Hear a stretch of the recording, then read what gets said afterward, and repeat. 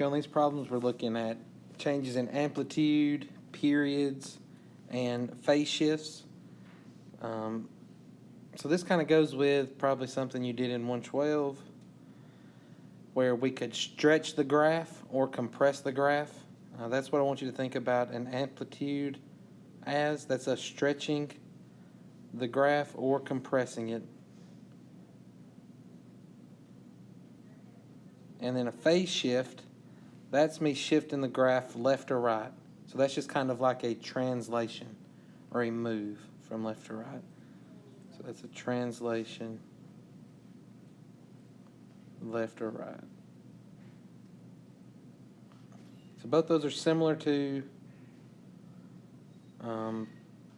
transformations of parent functions that you would have done in Math 112. Now the idea of a period is different. So for sine and cosine, their graphs are waves. They continue like this forever. Now the period is how long it takes for the graph to complete one full cycle. So if it starts here, the graph goes up, it goes down, it comes back to this point, and it repeats that pattern again. It's going to go up, down, and then at this point it repeats again. Up, down, to here. And so the period is how long does it take for the graph to finish one full cycle. So the distance here from the time it takes for it to complete one full cycle through, we call that the period. And again, graphically, if we want to talk about the amplitude is how high that wave goes.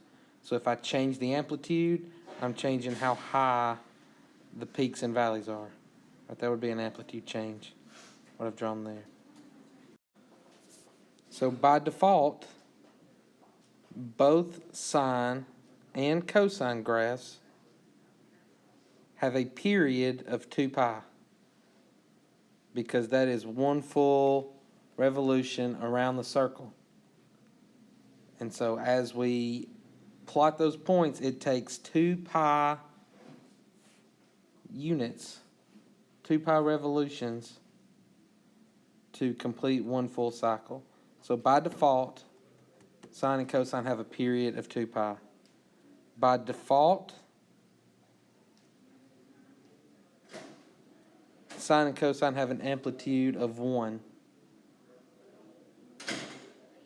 And then the phase shift would be shifting the graph left or right, so that doesn't really have a default value. But if there is no change to the period or the amplitude, the period is 2 pi, the amplitude is 1. Okay, so here this one asks me for y equals 8 times the cosine of 6x to find the amplitude, the period, and the phase shift. So because I am multiplying by 8 out front, that is like a vertical stretch.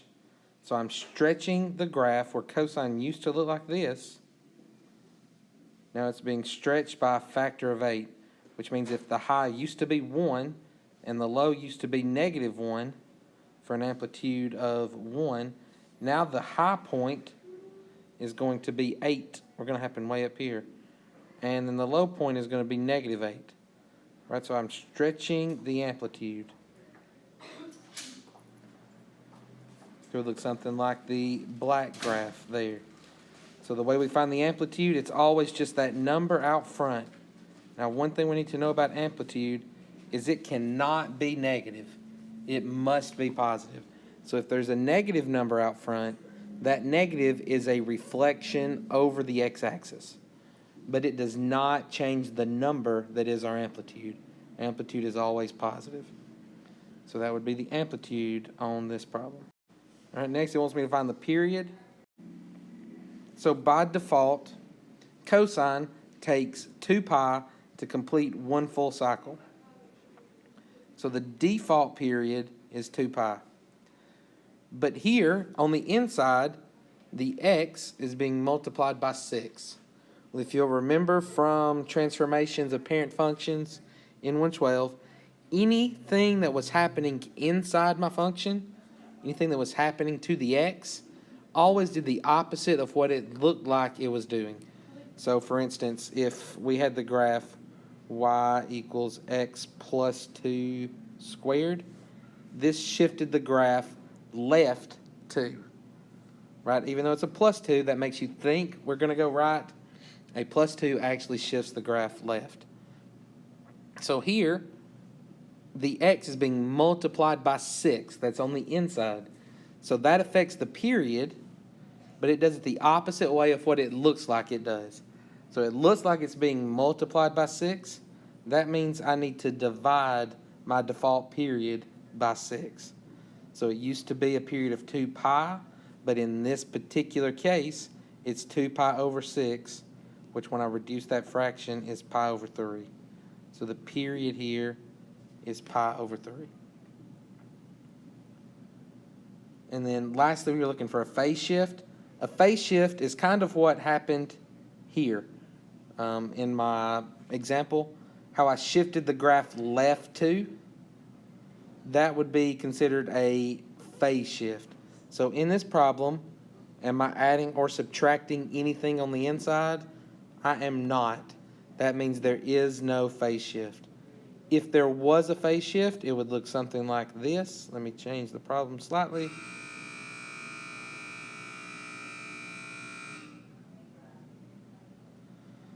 So if I had something that looked like this, y equals 8 times cosine of 6 times x minus 3.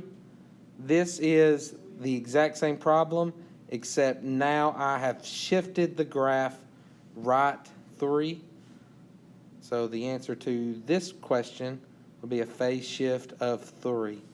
Because again, it does the opposite of what it looks like it's doing.